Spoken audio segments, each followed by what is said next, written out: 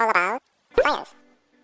이번에는 일어나서 등교하고 학교 생활하면서 하교하고 잠들기까지 일상생활에서 찾을 수 있고 사소하지만 한 번쯤은 궁금해봤던 과학 현상들을 알아봅시다. 현상들을 쉽고 간단히 소개하기 위해 구체적이고 어려운 과학적 지식들은 최대한 빼려고 노력했으며 주변에 셀 수 없이 많은 과학적 현상들이 일어난다는 것을 중점적으로 봐주시면 감사하겠습니다. 아침 7시, 잠에서 깨어나 화장실로 향합니다. 학교 갈 준비를 하기 위해 온수를 켜고 물을 받습니다.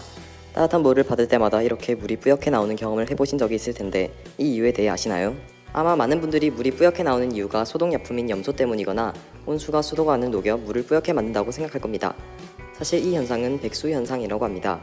온수는 보일러에서 물을 가열하여 만들어지는 것을 다 알고 있을 겁니다. 이 과정에서 관론의 압력이 높아져 공기가 물속으로 녹아듭니다. 과포화된 상태의 기포라고 이해하면 됩니다. 이 기포가 대기 중으로 나오면 갑자기 압력이 낮아지면서 기압차가 생겨 온수 속에 녹아있던 공기가 대기 중으로 빠져나가라는 현상을 보이고 잠깐 동안 미세한 거품이 생깁니다. 이 거품이 우리 눈에는 뿌연 하얀색으로 보이게 되고 시간이 지나면 뿌연 물이 다시 투명해집니다. 참고로 백수 현상으로 물이 뿌옇게 보이는 것은 수질과는 관련이 없으니 걱정하지 않아도 됩니다. 학교 갈 준비를 마치고 집을 나섭니다.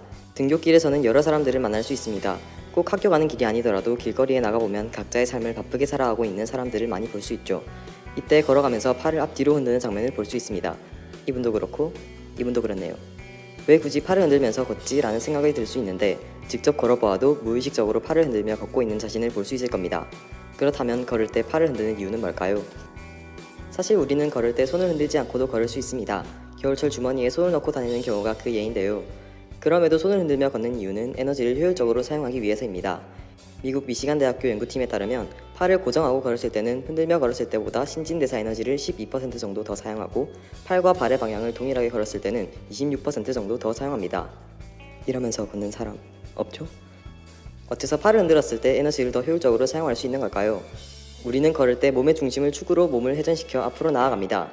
이때 물체를 회전시키려고 하는 힘의 작용인 모멘트, 각 운동량이 생기는데 나아가려는 발과 반대쪽 팔이 앞으로 나아가면서 그 회전 모멘트를 적절히 상쇄시키며 균형을 잡는 것이 수월해지고 에너지를 아낄 수 있는 것입니다.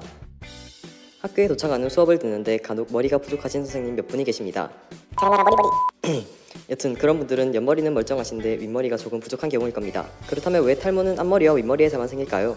이 이유로 탈모 전문의의 말을 빌려보면 두 가지의 답변이 나오는데 먼저 탈모의 원인은 남성 호르몬인 테스토스테론의 내부 효소인 제2형 5알파 환원 효소가 테스토스테론을 다이하이드로 테스토스테론 DHT로 바꾸고 이 DHT가 모낭에 작용하면서 탈모를 유발한다고 알려져 있습니다.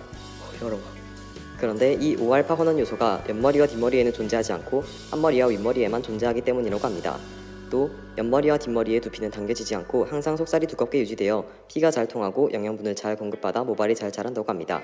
탈모는 스트레스와 같은 요인이 있긴 하지만 유전적 영향이 절대적이니 머리가 없다고 놀리는 무리한 행동은 하지 않기로 합시다.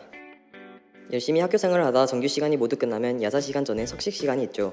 요즘에는 해가 길어져 야자를 한창 하다 보면 볼 수 있지만 얼마 전까지만 해도 저녁 식사를 마친 후 바깥에 나오면 노을을 볼 수 있었습니다. 주변이 붉게 물든 아름다운 하늘. 그런데 노을은 왜 붉은색일까요? 몇 시간 전까지만 해도 파란 하늘에 떠있는 태양이었는데 지평선 아래로 내려가기 아쉬워서 하늘을 빨갛게 물들이는 걸까요? 당연히 아니겠죠. 먼저 우리는 빛의 산란에 대해 알고 있어야 합니다. 빛은 직진하기 때문에 광원으로부터 나오는 빛의 줄기를 볼 수 없습니다. 레이저를 예를 들면 레이저가 지나가는 경로를 보지 못하는 것처럼요. 하지만 이 빛의 경로에 어떤 물질이 있게 되면 그 물질의 표면 등을 통해 빛이 사방으로 뿌려지게 되고 이를 빛의 산란이라고 합니다. 태양으로부터 오는 빛은 지구의 대기 입자들에 의해 산란되는데 파장이 짧은 청색 영역이 산란되고 이 빛들이 우리 눈에 들어오기 때문에 푸른 하늘을 볼 수 있는 겁니다. 해질녘에는 태양빛이 두꺼운 대기층을 통과하며 청색 영역이 너무 많이 산란되어 적게 산란된 적색 영역이 우리 눈에 보여 붉은 노을을 볼 수 있는 거죠.